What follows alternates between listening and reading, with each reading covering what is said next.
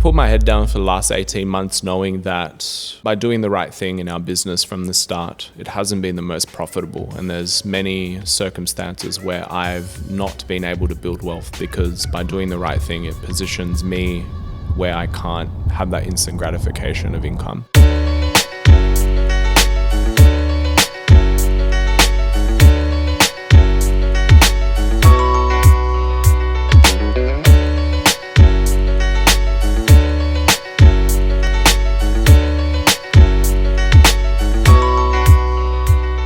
Hey, it's Julian, CEO and founder of LoanOptions.ai, and I'm here for another episode of Lost and Founders. And today I'm here with Arkadiusz.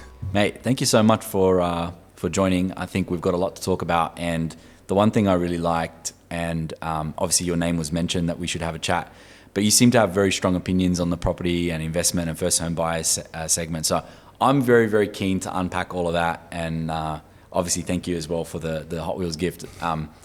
Some people might, if they dig long and hard enough, they'll find out that I was a massive Honda fanboy because when I grew up, they had those P-plate laws, right, where you couldn't drive turbo cars and stuff like that. And I kind of missed out on driving the Nissan GTRs. And so for my age bracket, it was all Honda VTEC, yeah. And so I really badly wanted the like sort of CRX SIR, that shape, the flat back. And that was the car I wanted. Ended up having Hondas like in my family. I had a Type R eventually, but it was great. Thank you. Very thoughtful gift. Problem. I appreciate it. I didn't dig deep. I looked through my box, and we have a founding story. I know you like them, so I just coincidence. It's crazy that the universe brings it that way. yeah, that is cool. When I opened it, I was like, either this guy's like gone and found something I've said about it 15 years ago, or it's just a total coincidence. So I should have said that I did, but I didn't. I didn't. But look, I want to hear more about your story because I kind of didn't see much from you, and then all of a sudden I started seeing a lot more from you. And you did mention something about your LinkedIn kind of being dormant for a while, and then you sprung up. But tell me the story. How did you get from your career story, and then how you started this business and all of the problems that you're trying to solve? Yeah, so since we're on Civics and Hondas and CRXs, I thought maybe I'll share my business story and then we'll go into financial advice if that's cool with you. I've always been in business, but I was trying to think about how it started because my parents aren't business people, my siblings aren't business people, and the friends that I grew up with aren't necessarily business people. So it sort of goes back to a day sitting outside a corner shop in Canley Heights in Western Sydney, if anyone knows that is, in my brother's CRX, my brother-in-law's CRX.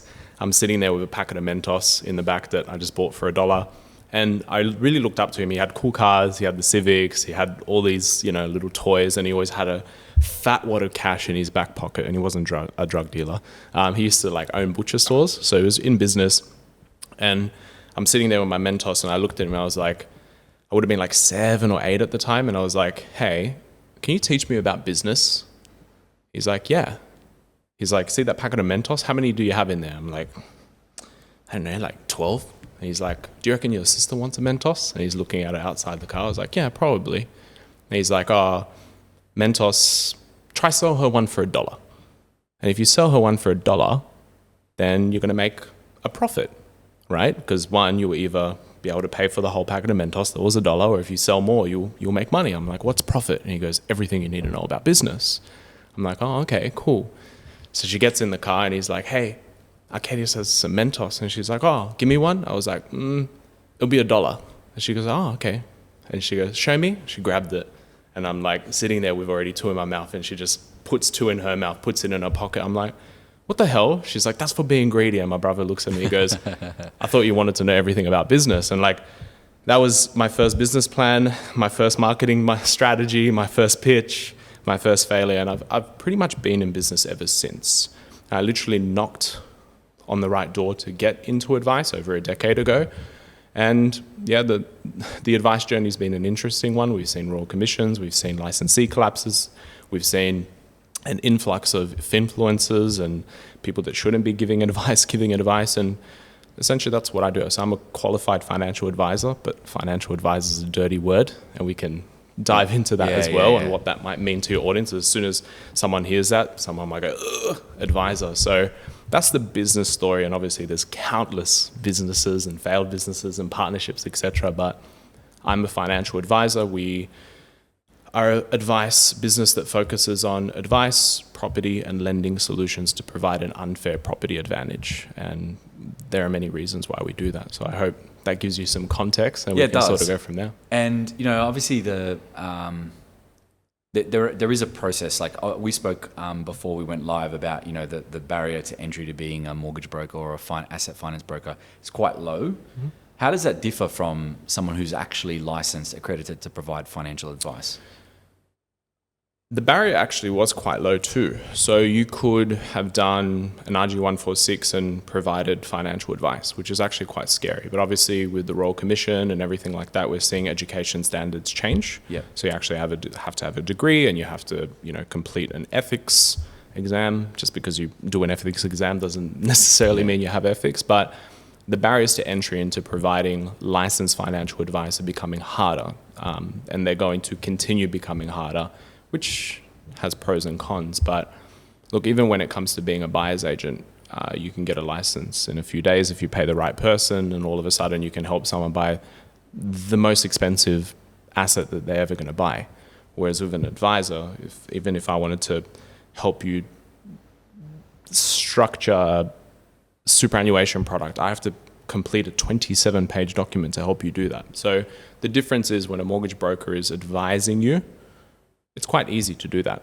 They can just go, here's the best loan, this is what you should do. If a buyer's agent is telling you that you should buy a $1.2 million asset, they're like, I think this is good, you should buy it. And you go, oh, I should trust this person. Whereas a financial advisor, it is their duty to act in your best interest, and it is their duty to consider every single option possible. So the barrier to entries, to answer your question, have been easy, but they're getting harder and harder and harder. And I think this is going to drip into the mortgage industry and the buyer's advocacy industry once people get hurt and get in trouble enough. Yeah, the buyer's agent one is very interesting, and I'm sitting down with one tomorrow, I think, or Wednesday. And he runs a really successful buyer's agency, and to me, it's like there seems to be so many of them popping up now that anytime it's like anything, right? It's so scary because NDIS providers, every man and his dog is NDIS provider now. And like, usually that means that somebody's stumbled upon a little gold mine of ways to make money, and they're not always in the customer's best interest, right? So that's always very concerning when you see a lot of a particular profession start to sort of pop up, and I think part of it might be sort of popularized by some of these Lux listing TV shows and things like that, where they saw Simon Cohen and these guys like almost glamorize that profession, and fair play to him as well. He's done fantastically for his business and those kinds of things. I'm not saying it to take away from what they've done. My point is that people saw that, people with the wrong intentions, and thought, I can do this too, and I can make tons of money because they see him driving around in Porsches or whatever. And it's kind of a wolf in sheep's clothing, because what they're really meant to be doing is they're meant to be researching and helping their clients buy a property that's going to give them whatever their goals are. Let's say it's capital growth, or let's say it's a high yielding property. So low entry in terms of price, but really high rental return.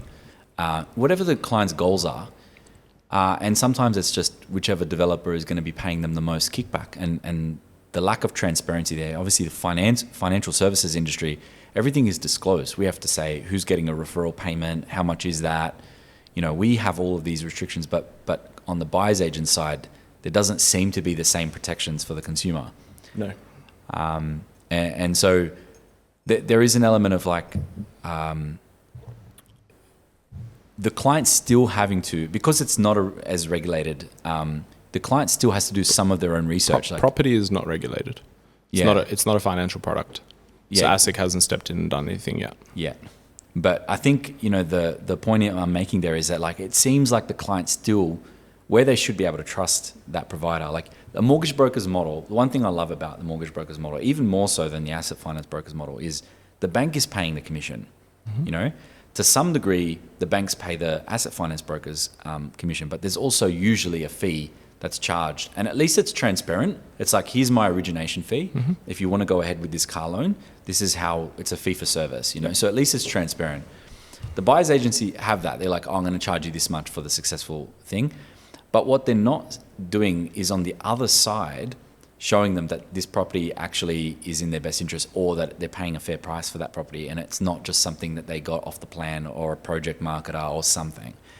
And that's the part that I would love to see some transparency on. You know, like, is it actually a good property that they're tipping them into? If it's a very unique asset, well, it's probably safe to say that, you know, it meets the specifications, it's in the area. Like, I was talking to a buyer's agent once about helping you find a property that was going to be like a holiday Airbnb. And it was a very specific brief that I gave them. And chances are, if they found the property, because it was in such a specific brief and it was going to be like a unicorn asset if you found it, Yep. They acted in your best interest. they acted in my best interest. But if it's like bulk, you know, off the plan unit block somewhere, you know, it's like, it's very hard to know. I mean, that to me would be a red flag, but sometimes it might be a great investment. You know, like there's situations where people have bought off the plan, Yep. And made money. And made heaps of money, and 100%. they're able to draw down on it and buy the next, you know, property, 2 properties. So like, what is it do you think that needs to be done in that space to sort of help rein it in a little bit? You know, it's just so people don't get really, really badly hurt. I think they're already getting hurt. And you mentioned that you might have not seen me and all of a sudden you're seeing me again. We haven't really posted actively for 6 months. In the last 18 months, I've just really put my head down, and I've made a promise to my mentors and myself and our business that I'm not going to expose. I'm just going to educate. It's very easy for me to just call out a few names and I can tell you exactly what they've done and exactly how they're essentially putting people in a really bad situation. But we're not going to do that, because I want to provide everyone watching this, and even maybe the people that are around you that you're really close to, the toolkit to understand when someone's not acting in their best interest. Yeah. So we're actually going to split buyer's advocacy in 2 sections. So we're going to split the off the plan guys, okay, or off the plan people, because sometimes male, female, they, them, who they, they, whatever, right? Yeah, don't worry, we're not that politically correct here. You can speak freely here, man. Sure. So I still won't expose. So the off the plan is very simple. So unfortunately, instant gratification pays very well in business, especially in finance, because I don't know how to buy a property. Sydney's too expensive, Melbourne's too expensive, buy my off-the-plan piece of shit property here. Now, the way off-the-plan works is I get emails every single day and DMs every single day. If you sell my off-the-plan property, I'll pay you to $20,000 to $40,000 per property. Now, just to give you context, if I ran a free event, 100% I would have 100 attendees. Even if I converted 4 every single event, I've just made $60,000 to $120,000, and I could do those every single week. So based on my closing rates, based on the frequency of events that I do, even if I had a 50% attendance rate, I would make a $1.5 to $2.5 million a year just from that. Now, if you think about that, where's that money coming from? If the asset was so good, why would someone need you to sell it? Yeah. Now, the off-the-plan stuff is disgusting. You can definitely make money in off-the-plan. The way to make money in off-the-plan is not to go to a free webinar or a free strategy session, because if it's free, you're going to be the product being sold. Very simple. That's the simplicity in it. If it's so good, why don't they just buy it themselves? If it actually cash flows well, I can get you private finance. I'm sure you can get them private finance to just keep buying it, or the developer would just hold on the stock. Simple, right? So can you make money in off-the-plan? Yes, but you'd have to go direct. You'd have to buy that, without the developer margins, without the GST, without the kickbacks of 20 to 40%, because you're already behind. Now, there's a new age of buyer's agent, and sorry if I'm ranting, there's a new age of buyer's agent, which actually shit on the off-the-plan guys. Okay, they're like, don't buy off the plan, buy our data-driven assets. Let me ask you a question. If I told you that I had data-driven AI technology to predict the next boom share, would you go borrow money to invest in my asset?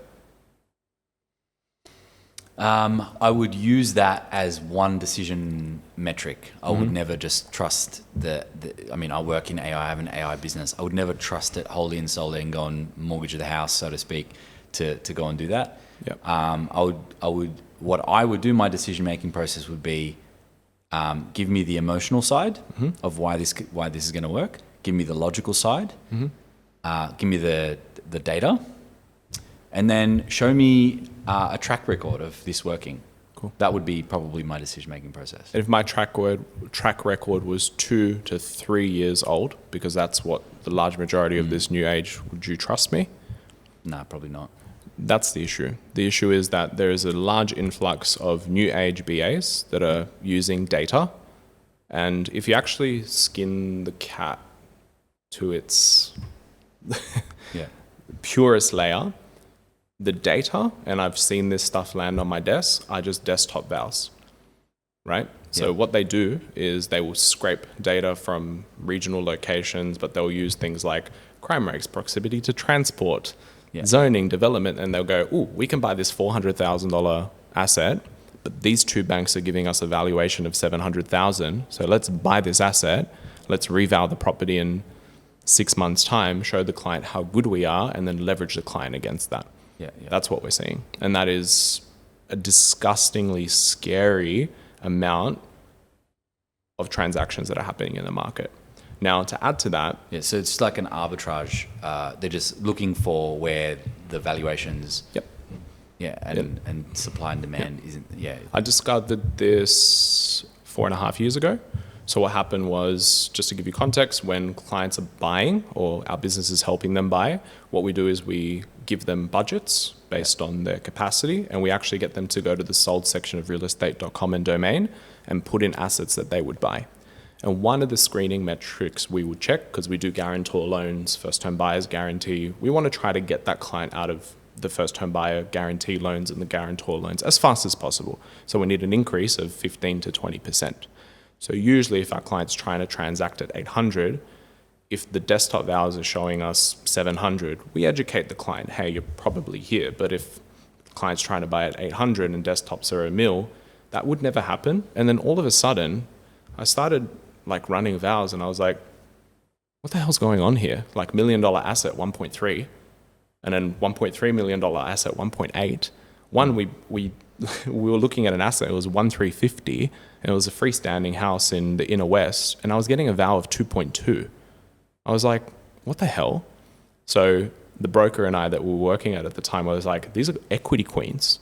I was like, we should just buy some, like create payslip or bank situations to buy $600,000 assets and leverage. And I started posting about it 4.5 years ago. I have receipts, and receipts is where I post it. And I started getting a lot of brokers being like, how'd you do that? How'd you do that? And we would do it too, like remove guarantor in 6 months, remove the FHBG in 6 months, because we knew what the val was going to be.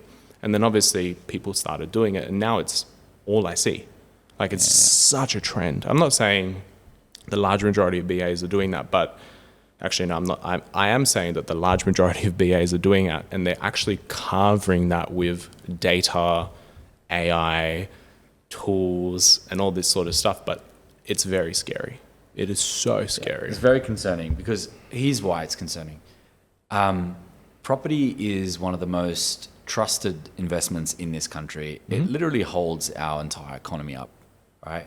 A lot of the reason why people have money to spend and invest in businesses and haven't drowned with all the difficulties that our economy has had is because they have equity in their homes. Mm-hmm. Now, if we're saying that some of that is a little bit of a false ceiling. People are accessing money that in the real market, if they were to sell, their property wouldn't be worth that much. That's pretty scary. That's sort of like GFC 2008 kind of shit where, we're talking about. It's happening. Yeah. So the question is, what happens is if you're leveraging on an asset based on the desktop valuation, but that is not the real value of that asset. So what happens when you're... So your real LVI is not 80%, it's probably 105%. Correct. And what happens... And really, that's what happened in 2008, right? Yeah. What happens when you're taking 5-year interest-only loans that are really 35-year loans, because after 5 years they revert to principal and interest, and you're servicing investments based on those vals, and all of a sudden banks aren't competing on valuations. Now, this is just my opinion, and you're in the mortgage industry more than I am. My exposure's this in comparison to yours, but it's actually hard to borrow money at the moment. Because of DTI, so debt to income rules, you have to be earning a certain amount to be able to borrow. my opinion, this is an opinion, this is what I believe. I think that banks that have dominance want to lend money. And the way to lend money is to increase valuations. And if we look at core logic vals, the metric is the banks that are competing on valuations will take the higher end and add 20. That's what I've found. Well, it's obviously a very safe asset class. It's one that is easy to set up warehouse and securitization funds for. So they can access lots more money, but again, this is what happened in 2008 with the Lehman Brothers and all these Michael Burry predicted that these securitizations that were done were AAA in theory, but they had all these other, A and B grade loans to fill them up because they were running out of AAA loans. This is kind of no different. This is, in some ways, just higher LVR loans. Now, because the default rate is so low and the property market does grow or it seems to double every 7 to 10 years, there's a more temporary aspect to that risk. But if people keep drawing down and keep leveraging, it sounds like one of the biggest Ponzi schemes or pyramid schemes ever. It's pretty concerning. It's actually very concerning. I have a solution, which was I was saying, with BAs. Tell me. BAs aren't licensed to provide you financial advice, period. Yeah. So buyer's agents, BAs, are licensed to find you a property based on your brief, negotiate on a property, and help you settle. That is it. So just to give you the difference between general and tailored advice, a buyer's agent, as soon as they know your income, your ability to borrow money, your goals, your needs, if they are telling you how to structure that debt, or if they're telling you to sell your house because that's not a good way to position yourself and you should be rent vesting, that is advice. They are not licensed to provide advice. The solution to ensure that you're not making a mistake is get a broker that's licensed to provide you credit advice to provide you credit advice. If you want to use a buyer's agent, use a buyer's agent that's not giving you tailored financial advice. Use a buyer's agent that's good at finding you properties based on your brief, good at negotiating, and good at making sure that you're making the right decision. And then get a dirty word, but we'll talk about what a financial advisor should be doing to assist you with advice. So should you sell your property? Should you run it as an investment? Should you structure it in your personal name or a company? Should you buy it in an SMSF? That's a separate piece as well. But essentially, the key to not making a mistake when it comes to your financial journey is finding a professional team that's actually licensed to provide you the advice that you need. If I want a haircut, I'm not going to go to a dentist to get a haircut. It sounds crazy, right? Yeah. But for some reason, you go to a buyer's agent to go get financial advice that they're not licensed to provide. It's just such a blurry line in finance because I've got a portfolio, so I must be able to provide you advice, right? It's not really the scenario. Yeah, and some of them, you use the word as well, they call themselves buyer's advocates. And I kind of hate that because it's a veil that they're using to convince people that they're totally in the buyer's favor. But they obviously have a business and it'll be like a broker saying that I'm a borrower's advocate. It's like, okay, I'm a broker, which means I'm an intermediary between two parties. Client has needs and requirements for a loan, and lenders have a credit policy. My job is to act as the intermediary to match the client and make sure their needs are met, but also submit the loan to the lender and help them facilitate the rest of the loan. But in some ways, we do advocacy as part of that role. But we're not lying about what we actually do. It's not like making it seem like, we're Mother Teresa and, we're just here to, we're also running a business, 100%. And whenever you talk about, when people say advocacy, it sounds like a not-for-profit. It gives the client the illusion that, this is like an ombudsman. Do you know what I'm saying? It's like, it's kind of a bullshit term, in my opinion. I feel like buyer's agent, it'd be like real estate advocate, real estate advocacy. No, you're a real estate agent. It's like, I'll talk about the words that are used in New Zealand. So we have a New Zealand business, and in New Zealand, they don't like the word broker. Broker is actually a dirty word in New Zealand. So they don't call themselves mortgage brokers over there. And on a few occasions, I've used the word broker just out of habit. and they don't like it. They're like advisor, mortgage advisor. That's what we are.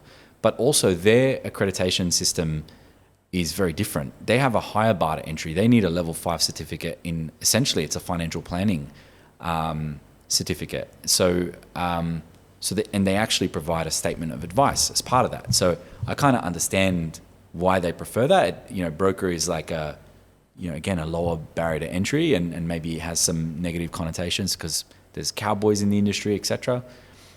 Mortgage advisor is what they use, and their accreditations and their process to be licensed to give advice is actually more stringent than Australia's. And I quite like that. I don't think the bar should be all the way down here.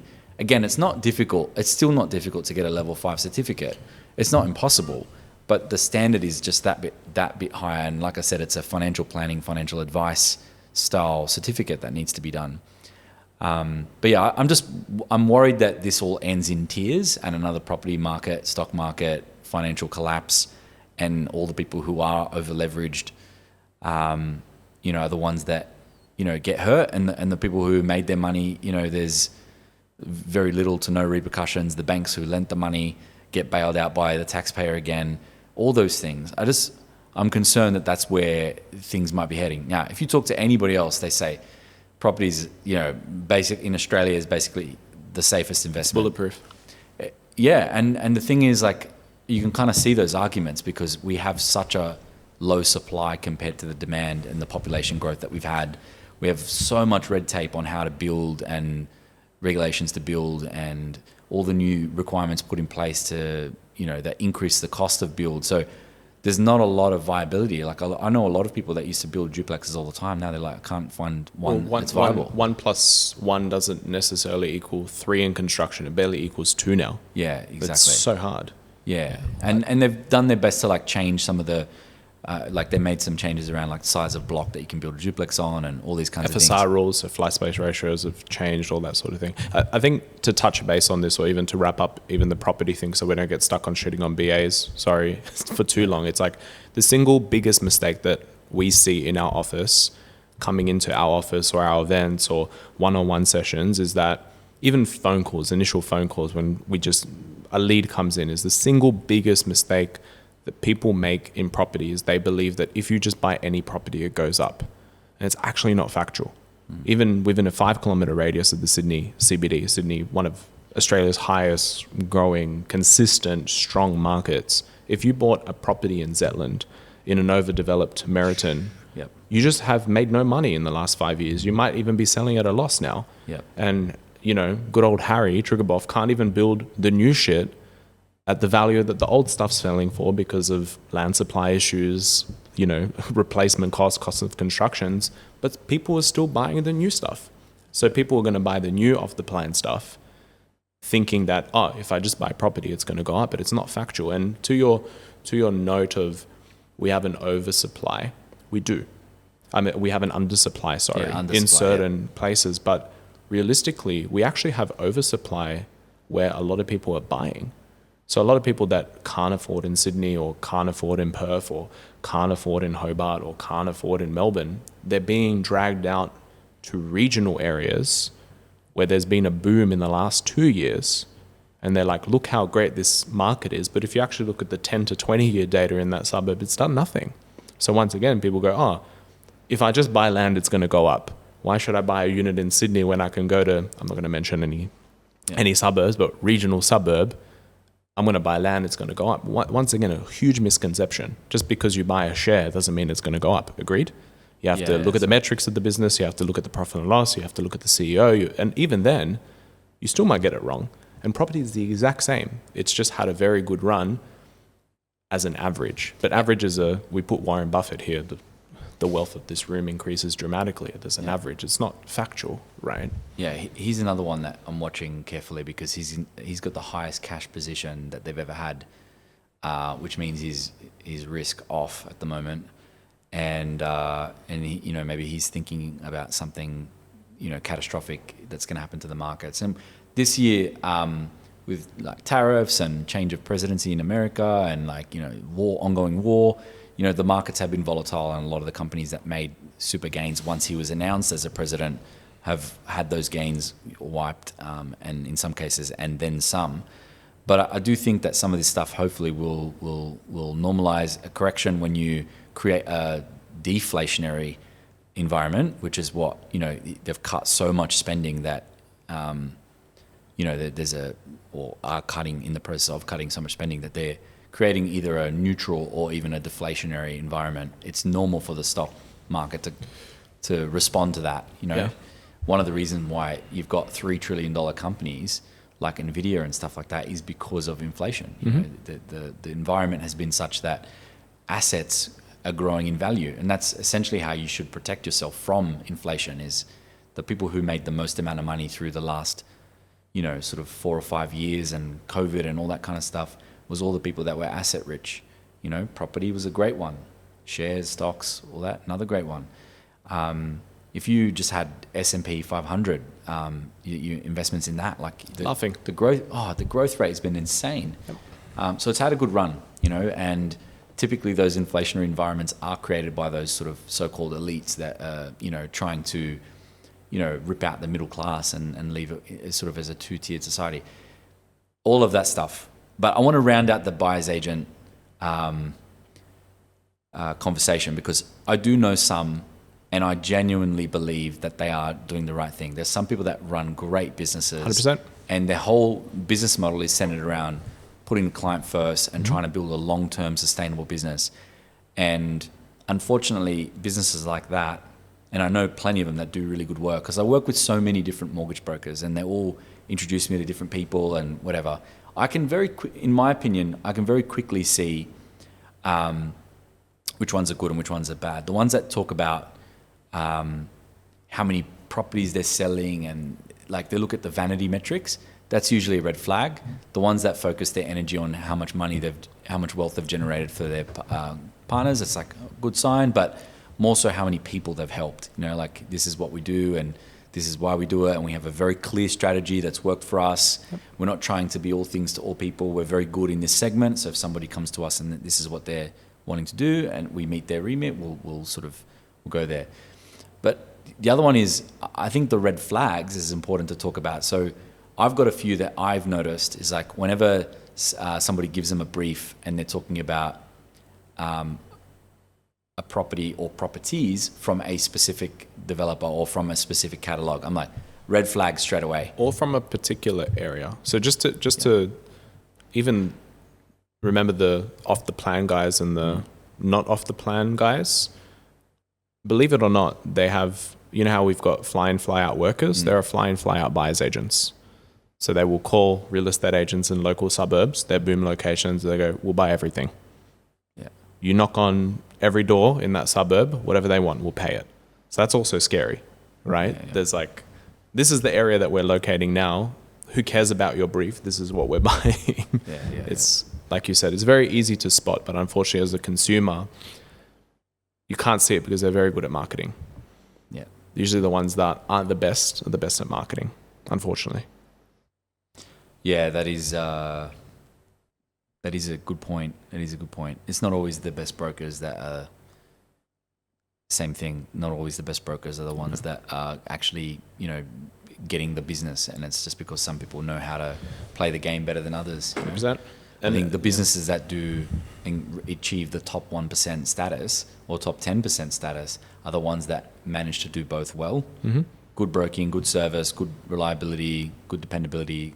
Clients' feedback is great, but also they know how to present and market themselves in the industry. And I think that's one of the reasons why we've done pretty well, is because we can do both. We can back up what we're selling. And when people come to us and, they sort of have an expectation on what they're going to be delivered on, in most cases they get that or more or better, I should say. But yeah, there are some brokers even that I know that, are really good at selling the sizzle, but there's nothing really there. There's not a lot of substance behind it. No. Best rate, highest val, let's go. And then just to end that, like we have a buyer's advocacy business. Yeah. So just to be very clear, we have a buyer's advocacy business where we help clients as little or as much as they like. As little means they can use our toolkits and systems and courses, or they can spend half a day with a buyer's agent or have us attend auction, or we call it a delegator, where you go, no, I trust you guys, you pick whatever you think is best. But even then, the key takeaway here is, if at any point a buyer's agent is not just helping you find the property based on your brief, if they're not just negotiating, as soon as they're trying to provide you advice, i.e., I think you should sell your house, or hey, forget about your brief, but I think you should buy in this area because I think it's good, that's when your brain should go, just ask why.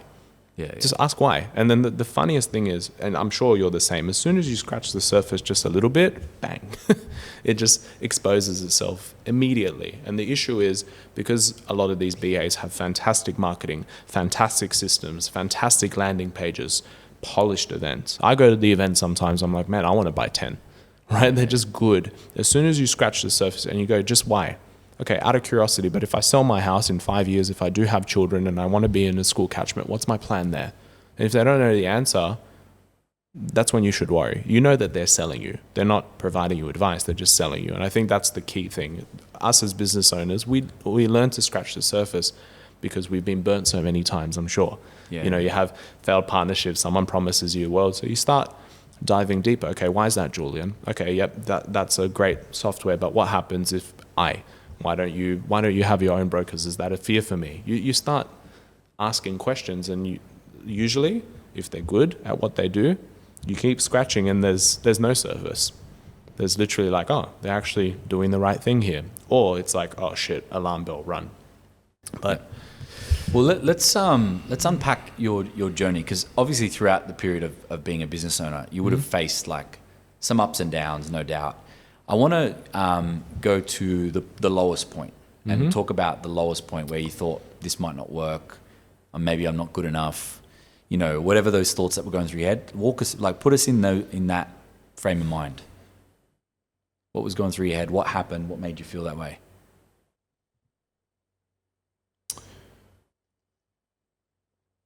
I've put my head down for the last 18 months knowing that by doing the right thing in our business from the start, it hasn't been the most profitable. And there's many circumstances where I've not been able to build wealth because by doing the right thing, it positions me where I can't have that instant gratification of income. The lowest point is probably, like when you zoom out, you look at your lowest points and they're just lessons. I wouldn't call them lowest points. There's definitely, in business, you build resilience. There's times where I've cried, times that I don't want to wake up, times that, I struggled, all that sort of thing. But I think it's irrelevant because the mission is to help. So I just want to help people, Julian. I know that there's a lot of people in the industry in Australia that are doing the wrong thing. And the lowest point for me is not being good at marketing, not doing the LinkedIn posts, not doing the podcast because I'm afraid, not posting the content because I don't think my hair looks nice that day. I'm being a bitch. I'm putting myself and my ego and my insecurities first rather than just going, I need to do this. I need to wake up. I need to post. I don't care if I have 100 views or 1 million views. I don't care. I don't know if you've seen my street talks. We went really viral. I go out on the streets and I literally just talk to. I haven't really seen that now. Yeah, we went really viral on Instagram and TikTok. And it helped, some of them have 900,000 views, 1 million views, 500,000 views, but they're hard. Like Julian, I go on the street and I talk to people and it's hard. And the comments are fucking nasty, when you have more positivity than negativity, but I've never been exposed to that stuff, man. I'm a financial advisor.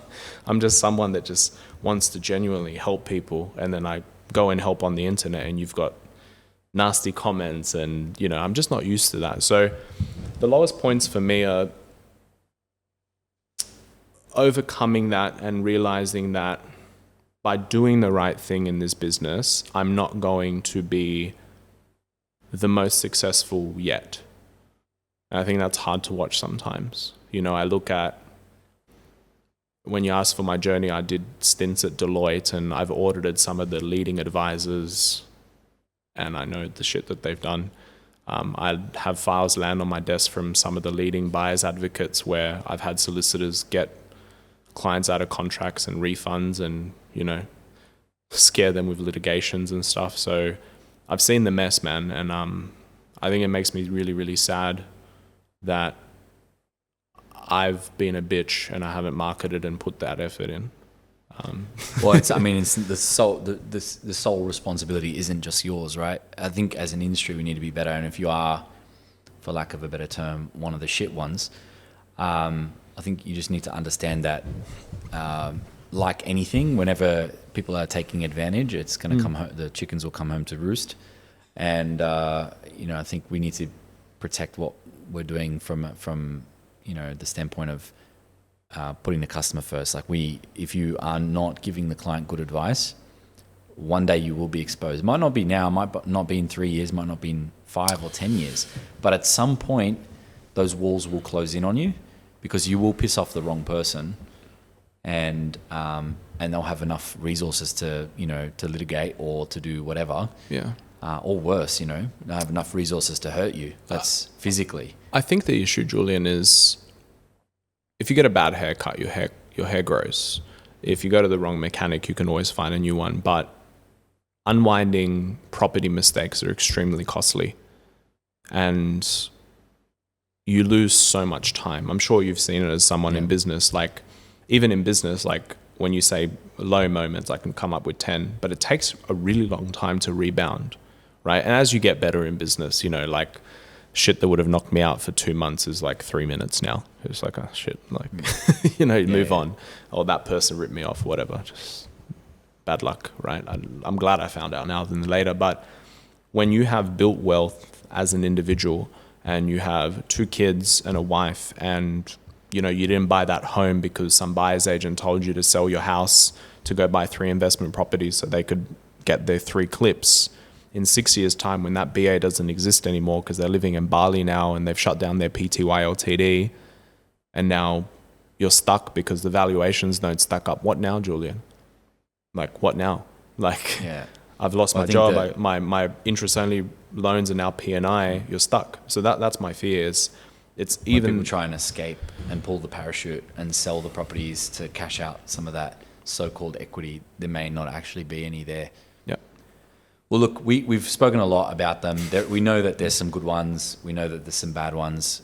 We've spoken about some of the red flags, but I'd love to hear about how, in your business, like how you attract people, how you market to them, what are the levers that you pull in your business to? Yeah, for sure. Yeah. So essentially, I'm a financial advisor is the simplicity. I think that's a dirty word because even if your viewers are listening, when you think financial advisor, I don't know if you think this, it's like he's going to sell me insurance, he's going to try to roll over my super, and he's going to try to put me in a managed fund and charge a percentage-based fee. That's what the large majority of advisors do. But when you sit with an advisor from a very successful firm and you go, how did you build wealth outside of your business? They're going to say property. Yeah. And the reason property wins is because if you go to the bank and you're earning 200,000, you go, hi, can I borrow $1 million to buy a property? They're probably going to lend it to you, right? If you've got some cash or if you've got parents as a guarantor. It's easy to leverage. 100%. But if you go, hey, I'm on $200,000, can I please borrow $1 million to buy shares? They're going to say no if you don't have an equity position. So the share market, the S&P, as you pointed out, that outperforms property. And it has historically, but you can't get the leverage in the early stages of your wealth journey. Yeah. So I believe that property is a great vehicle for that. So we always focus with individuals that you need to build your income because that's your biggest asset, in my opinion. As you know, in business, it outperforms the large majority of anything, even your superannuation, right? But property is a really good tool, right? It's a tool of leverage. So how do we attract clients? Well, we word of mouth, recommendation, content, we share information and we try to educate, and we have financial literacy platforms. So we have an education, platform where we just give free advice. And the way that I do it is have you heard of the First Home Super Saver scheme? Yeah, I have. Yeah. Fantastic scheme, allows people to, essentially save inside their super as opposed to their bank account. So it Voluntary reduces contributions, right? Okay, yeah. So essentially you can put more than what your employer puts in and you get taxed at an effective rate of 15% as opposed to your marginal tax rate. So it's a guaranteed saving, right? I've had to explain that so many times and I get sick of it, right? And for me to do a statement of advice to position it for someone as an individual, it'll cost the client $1,000, $2,000 to do that. So I'm like, okay, let me nail this. Let me do an educational piece of content and course so I can just give it to clients for free. So one, they'll use that and they'll go use someone else. Great, who cares? You'll come back to me for harder problems, or they'll become our clients. So we've got education pathways and they are free, right? So yeah, if you're free, guess what? If it's a free you will get a follow-up email. You'll get, I'm going to try to sell you. That's just the reality, right? So we've got newsletters and stuff like that. We do events which are wider, and then we do introduction calls where it's more tailored. So clients pay for an introductory call that ranges between $49 to $1,500 depending on the time. It can be face-to-face, online, etc. And essentially we provide education, we provide options. So our difference is, to summarize it very simply, is I think too many brokers are trying to broker loans, too many buyers agents are trying to buy property, too many advisors are trying to give advice, right? The only reason I exist, the only reason you exist, and you can agree or disagree, is not because we have all the answers. The answers are out there. You plug in systems into Halo and you put in your payslips, etc., etc. It's going to spit out what loans are available. Agreed, disagreed? Yeah. So AI is amazing. Yeah. Right. Halo's doesn't provide the lending options, but our technology for asset finance does, which is ALO, not with obviously. Sorry. The H is for homes. But, Fantastic. Yeah. But the answers are out there. And if you Google hard enough, you're going to find them. The only reason we exist is because we know what questions to ask. So what I'm trying to build is this business which helps you understand your options. And I always tell my clients, if at any time I tell you what to do, run the other way. If I ever go, this is exactly what you should do, Julian, run. That means I'm trying to sell you. But I go, Julian, you have a great business. This is option A, B, C. What do you think? And you go, I like option B and C. Okay, let me show you what this looks like if you execute this and what it looks like in 5 years. This is option C. This is what it looks like. So our job is to provide options. And what I believe is usually the answer will find you.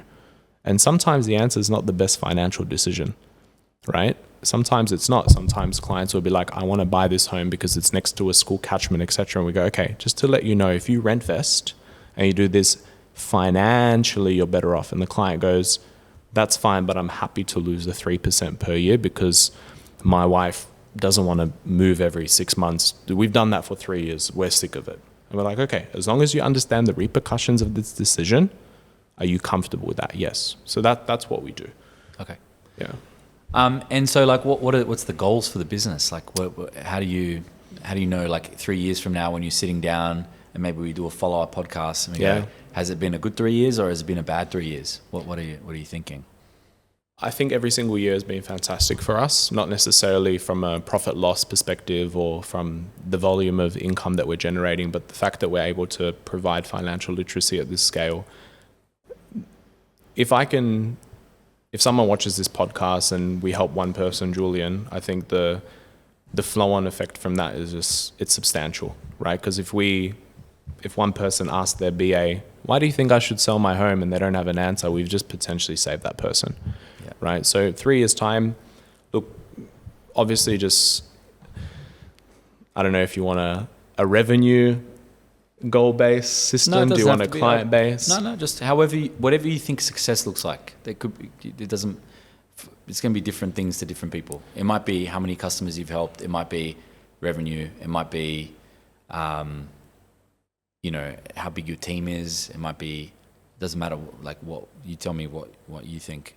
If we can sitting here in 3 years' time and you're wondering whether you've been successful or not, what are the metrics you would be looking for? I want the business to stop thinking, because we have a pretty big business and I'm part of two businesses essentially. So I'm my business, but my partner business is Strategic Investor Group. I want to be able to help at least 100 people a month make the absolute best property decision possible within 3 years. And that doesn't mean that we do it directly.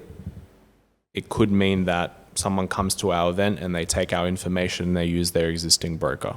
That's okay, right? As long as we can 100% hand on heart know that we've helped at least 100 people a month make the absolute best property decision possible due to the options that we provide, I feel that's success to me.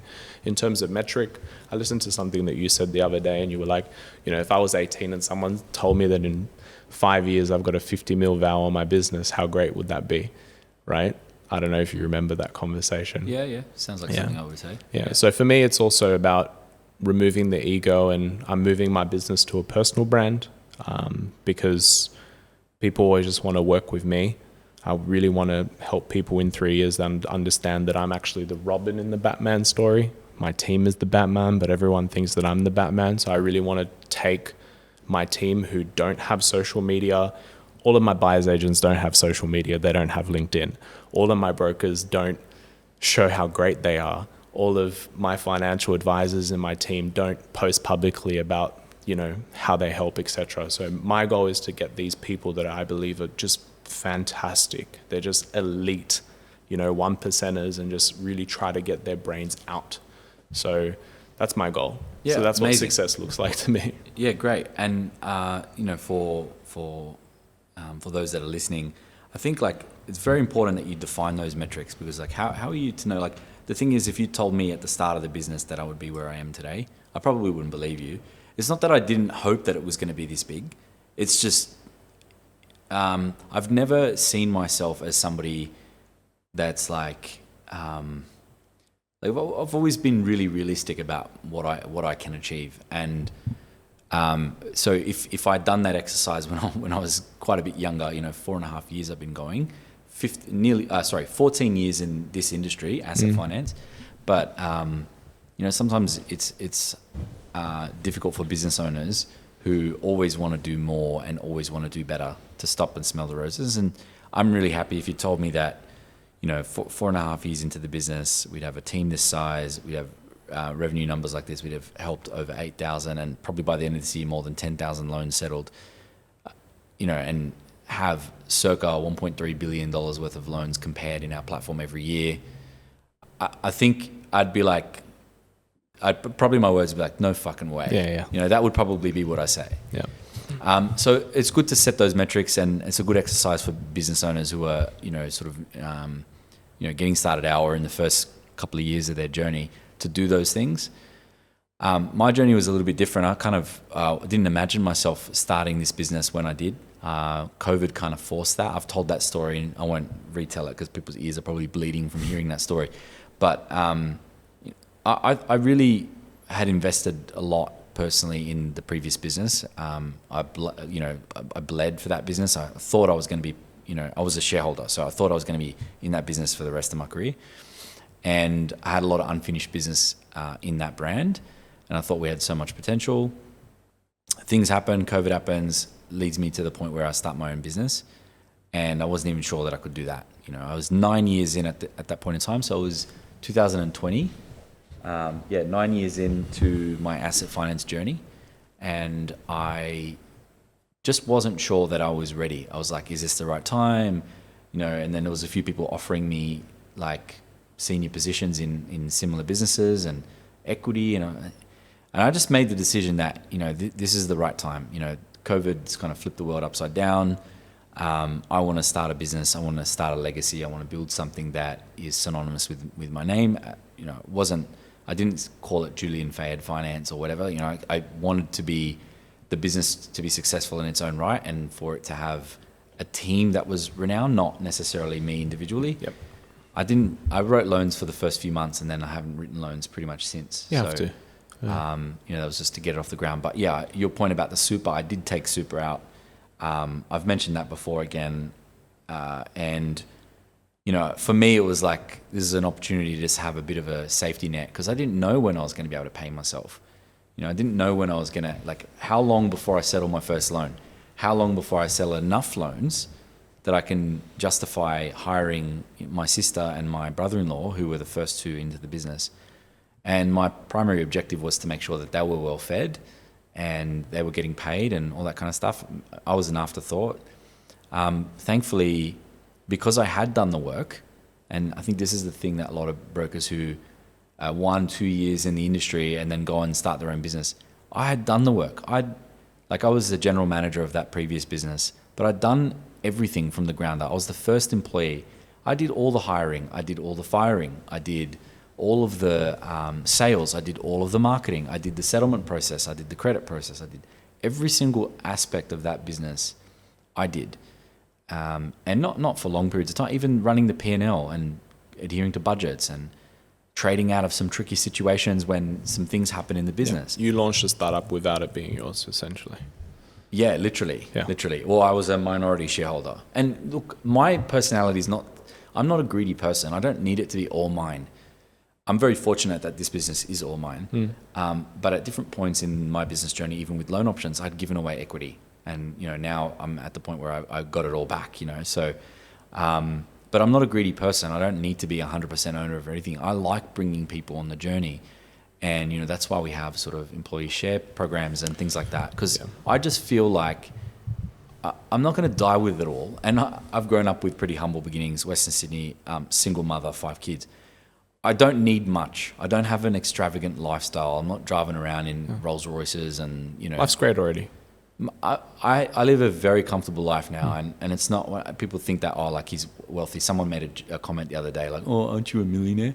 Like, I don't think people really understand a business like mine. Like, it's not liquid. My wealth is not liquid at all. Like, my business is only worth, money to somebody who's willing to buy it, who sees the value in it. 100%. And for some people, they might see a business like mine and go, it's worth $1.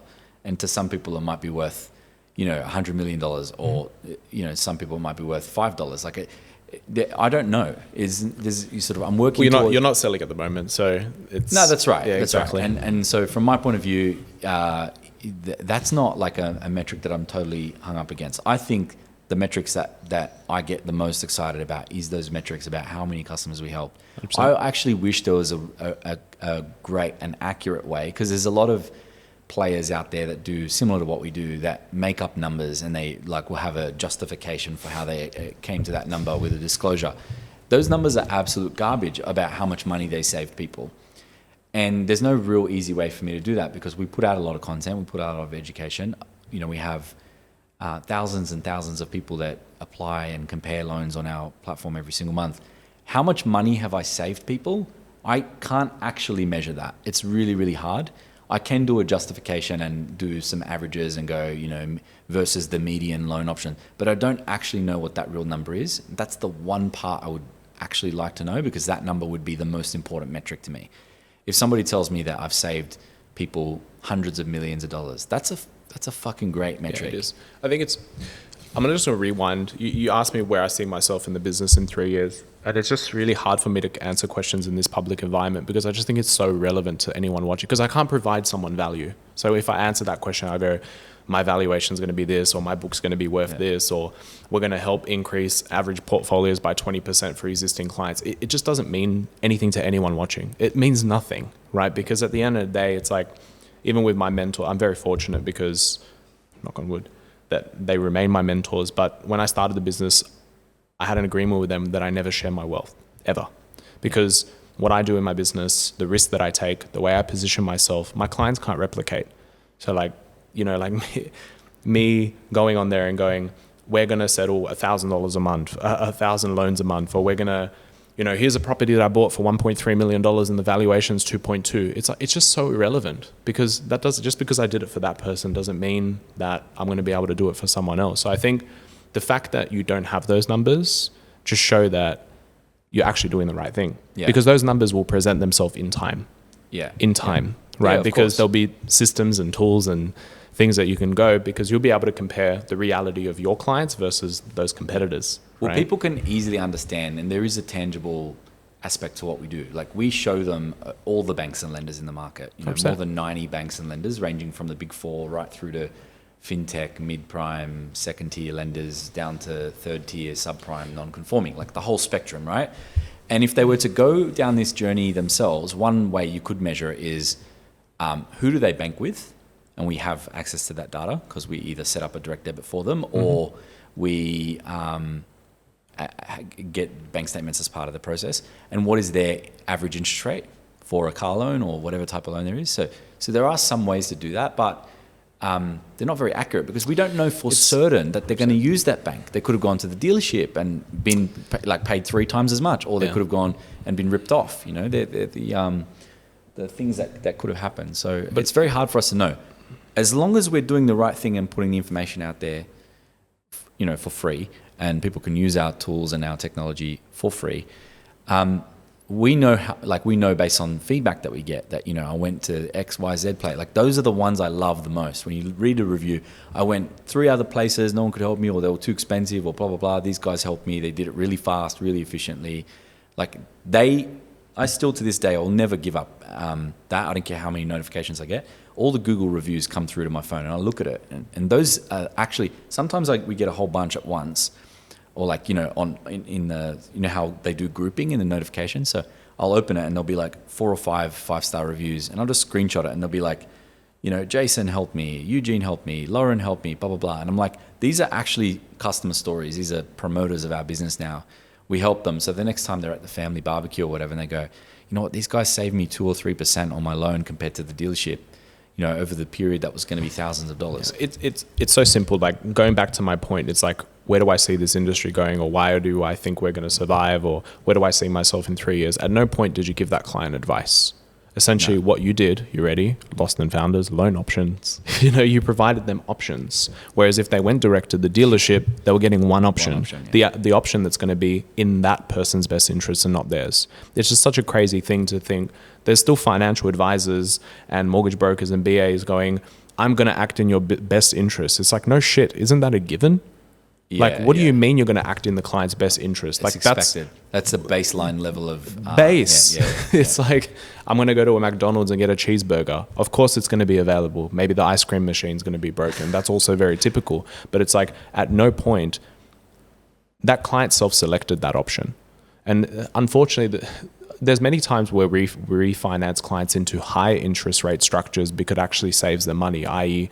client might have $500,000 cash that they want to sit in an offset. So I'm actually take out a bigger interest only loan to offset that cash, but then the principal and interest rate is lower. So from a data perspective, it doesn't necessarily look like they save money, but cash flow wise they have. So it's not a hard thing. I think the fact that you're providing options and not advice, you're already one step ahead, you're already doing the right thing. So for us, it's the same thing. Like we really want to provide, when someone goes, if you were my client at that time when you were cashing money out of super, every financial advisor would have told you not to touch it. Yeah. I would have sat down with you, go, why do you want the money? I go, man, Arkadiusz, I want to cash out my 10 grand because I want to start a business. Okay, let's talk about that. This is what it would look like if you cashed it out of your super. This is what it would have looked like if you borrowed it from your friends. This is what it would look like if you took out a personal loan. And then what you would have had is you would have had the education standpoint to make an effective decision. I would have never told you, oh, Julian, you shouldn't take money out of your super. That's a bad idea. Your ROI on loan options, I'm sure, has surpassed the compounding interest rate inside a superannuation fund, right? So yes, it has. And we would have never known that, but you would have made an educated decision at that point that you understood the repercussions. I always bet on my future self every 100%. Single time the opportunity comes up. And that's because I know that I invest a lot in personal and professional development. I listen to that many audio books. I listen to that many podcasts. I take advice from people who have already conquered the next boss, or, you know, whatever, you know, however you want to position that. I'm part of business networking groups that have founders and entrepreneurs that are way more skilled than me. So I would bet that, you know, myself in 5 years is, you know, far more skilled. Like, I would bet my life on it that 5 years from now, a version of me, assuming I'm still alive, is a far more skilled entrepreneur than what I am currently. And that's, I could probably say that at just about any different point in my life. You wake up more skilled tomorrow. It's just the reality. Yeah. Because you'll be more experienced. I think I'm going to go back. I'm going to have another shot at the 3 years from now. 3 years from now, I just want a significant amount of people based on today, even if it's 1% more, 2% more, 10% more, to know that if I need to understand every option available to me when it comes to advice, lending, or property, these guys have the ability to help us find that.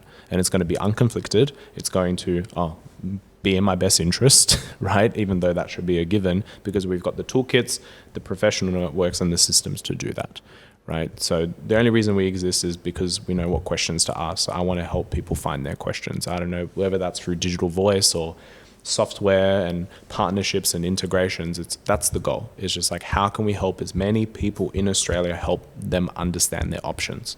That's it. Look, I think there's metrics that you need to find in your business, and this is for all the business owners, that aren't sort of revenue or like traditional KPIs. You need to find ways that, like, let's say your mission, right?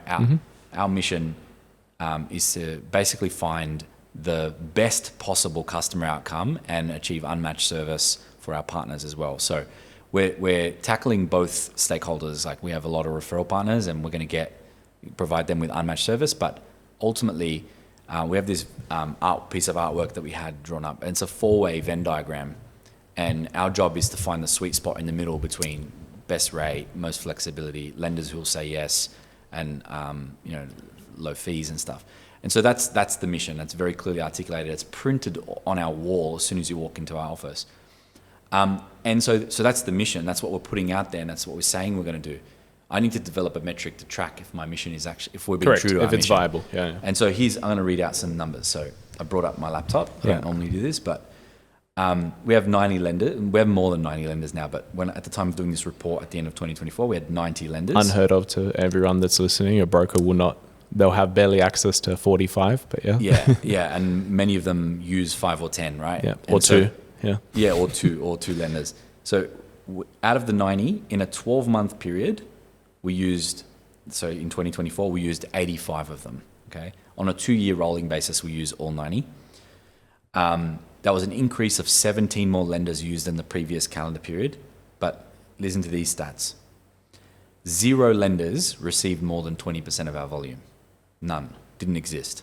So I want everyone to actually, when your brokers, just to give everyone context, because we would understand this, but if you're just, a consumer that buys home loans or asset loans, I want you to look at the credit guide that your broker sends you and look at the percentage of who they write in comparison to that. That's a good metric, because it is. And they usually have like a top 6 or whatever on the credit guide. They have guide. like 3, and they're probably giving the ones that give the highest desktop valuations 40% of their business in the last 6 months. But yeah, all the ones that pay the most commission. They're all pretty similar, but some pay a little bit more.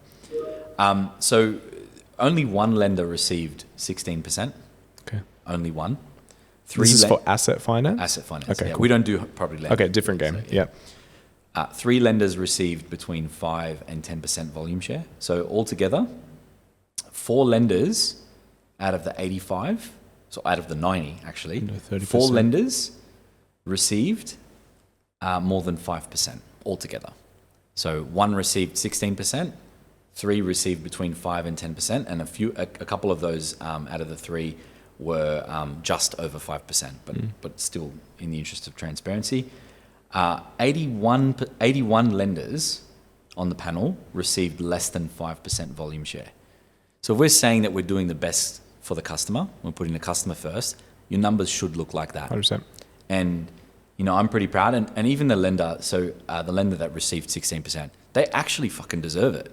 And the reason I say that is they've got a competitive product. They actually have 3 products. Yeah, they're in that Venn diagram. If I wanted to break it down, okay, that's technically the lender has 3 products, and so that's them combined. But and that's why it seems higher than the rest. But they have cheap rates. They have the fastest approvals. They have real-time settlements. That means the clients get their money straight away. They're great to deal with. Their customer service is great, and they also have a variable rate product, which right now, and what we have been in 2024, is a high interest rate environment. So setting up lots of variable rate loans makes sense, because if we're looking after our client, if we fix it at the top, you can't say that's looking after the client's best interest. No. You know what I mean? So we've put them on variable rate contracts, knowing full well that rate cuts. Potentially, no one's got a crystal ball. Yeah. No one's got a crystal ball. But explaining that as an option, it's like, they will usually tell us, I think chances are rate's going to go down. So let's not lock it in. Let's put it on a variable rate. And that's uncommon. Variable rate's uncommon for for asset finance. Extremely uncommon. There's only a few lenders that do that. So we put them on variable rate contracts, and as the rates start to go down, we're going to look like heroes to our customers. You know? So, but those are the metrics. Knock on wood, rates don't go up. Yeah. Well, I think. Otherwise, we'll cut this whole part of the podcast. No. I think we've had our first rate cut. Thank God.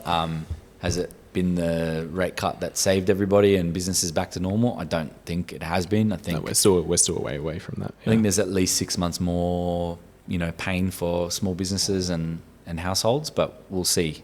We'll see when they meet next what the metrics look like and what that means for everybody else. But I think to add to your metrics, I know what actually the reason why I connected with you. I don't know if you remember my DM, is that you posted something regarding your team and just the attitude and obviously the team building environment that you build, and I just resonated with that so well. So when I look at my goals, I've just learned that I actually don't care about myself, weirdly enough. I just don't. So we had a meeting with my whole team 3 weeks ago, and I go, I'm demotivated because I don't know what your goals are.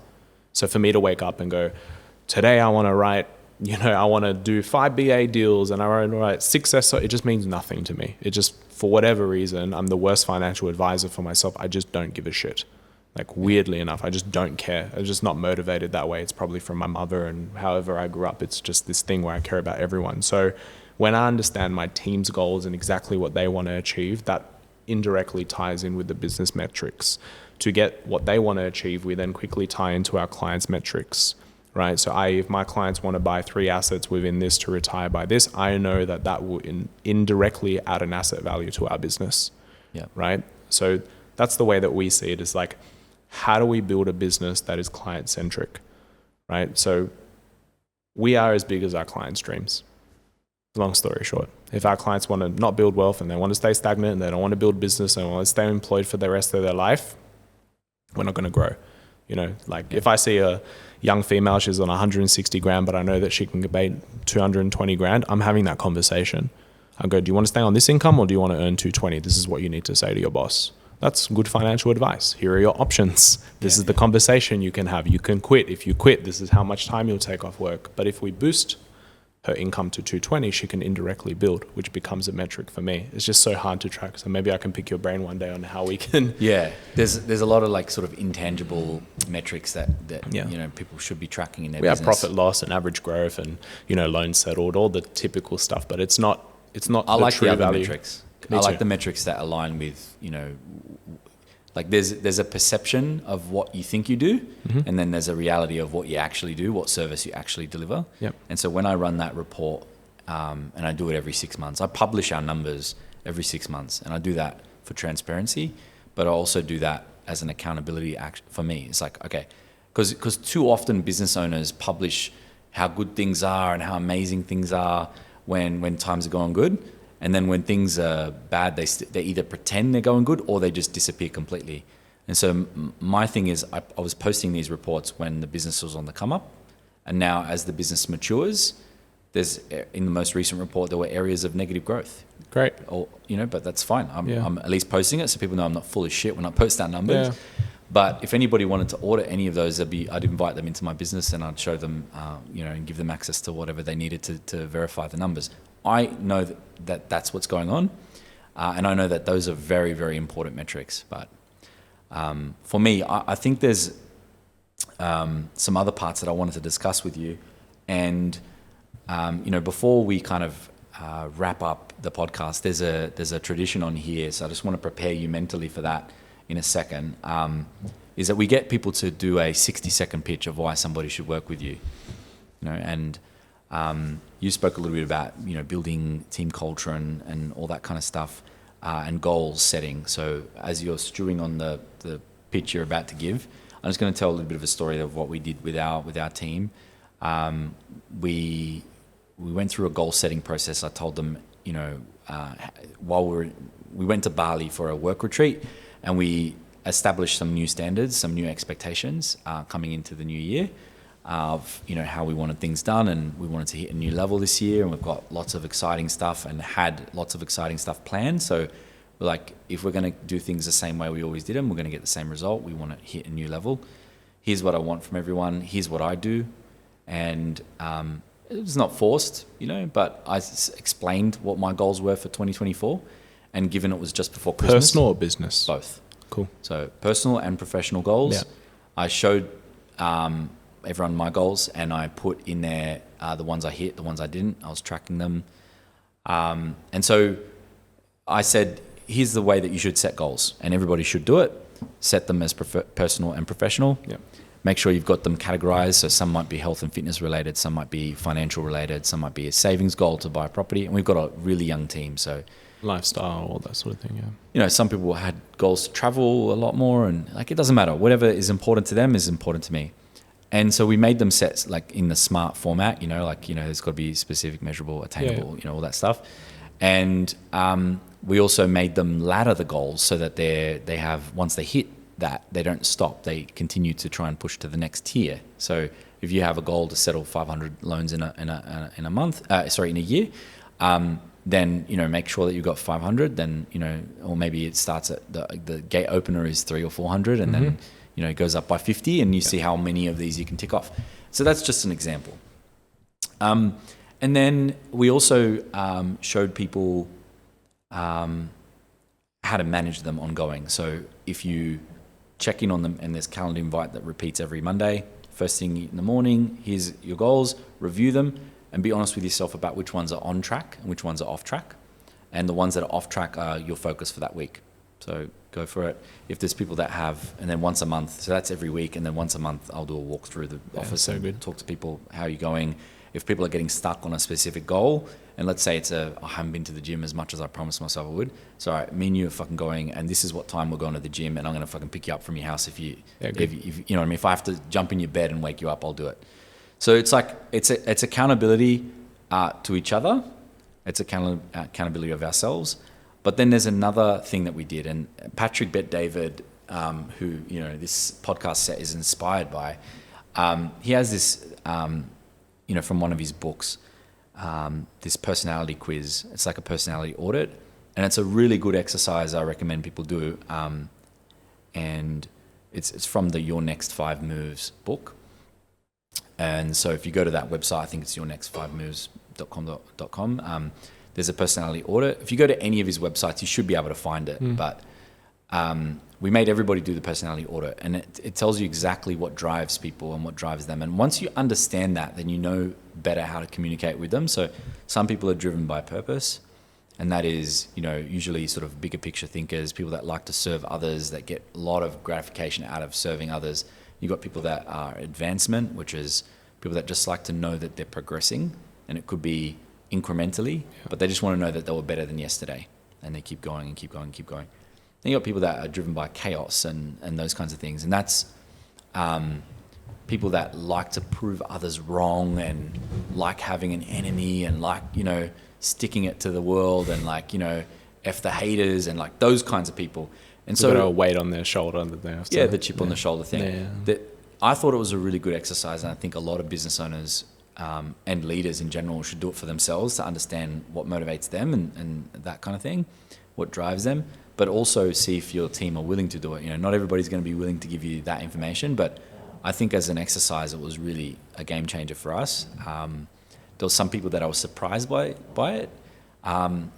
There is also a little bit of overlap. Like, it's not always that you're just driven by one thing. There are some people that if you were to draw it as like a radar chart, they'll have areas of being driven by purpose, and it might be a little bit lower than all the way to the top tier.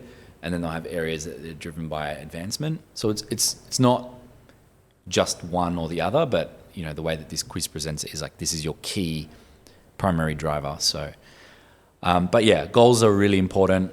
Checking in on them every single week, seeing which ones you've hit, 100%. Really important. I think being honest with yourself about which ones are off track, that might be the most important part. If you just do that part, write the goals down. Don't put them in your head. I use the Apple Notes feature, and it's got little checkpoints, and when you check them off, it goes to the bottom of the list. And so what you're looking at is all the things that you haven't completed yet. And I really like that. I think it's a great little system. And same thing if you've got Android, I'm pretty sure they have like the same kind of thing in their native apps. I think it's just if you're listening to this with Julian and what he does with his team, it's like we do it with our team, and GPT and all these AI tools are amazing. So if you're motivated by the, the 5 principles, or you said 5 personalities, if you've got that system or the SMART system, etc., or even if you're an affirmation person and you need the Napoleon Hill every morning or anything like that, is you can literally take these books and plug them into GPT and build a goal system. You can build a goal advisor. And we did something similar to you. And another thing that we did is I don't know if you've read The One Thing, where it's like focusing on the one thing rather than that. And what it does is, based on your goals and what you tick off, it sends you an email with your one thing that day. Yep. So every morning I have a piece of paper, and there's a folder, and it says, I tell my team to do something similar, because I'm like, if you just achieve one thing today, whatever it is, for your personal, your business, or I don't care if it's for us, like, you're just going to feel so much better tomorrow, right? But it's like, when you write that one thing, I dedicate 2 to 3 hours that day to that one thing, even if I know it's a 5-minute task, because if I finish it in 5 minutes, fantastic, you move forward. But I just urge you, if you found value in the conversation that Julian just had, is build that system for yourself. Because unfortunately, no one's going to build it for you, because not everyone's working for someone that has a leader like you, or a business that actually cares about their personal, a boss that will jump in bed at 5 a.m. to get you out to go to the gym. People don't have that. So unfortunately, the world works in a way where you have to do this for yourself. You just do. Yeah, that's right. Yeah. I don't think people should expect, no one's coming to save you. I don't think people should expect their boss or leader or manager to go and do this stuff for themselves. But I think if they took initiative and did it themselves, it would catch on like wildfire in the team anyway. And that's leadership in its own right. It's like, not, leadership is, being proactive, is showing initiative, is, leading literally, which means you're by definition not following, waiting for somebody to do it for you. So, so now let's get to the pitch. So in less than a minute, why should somebody engage you for your services?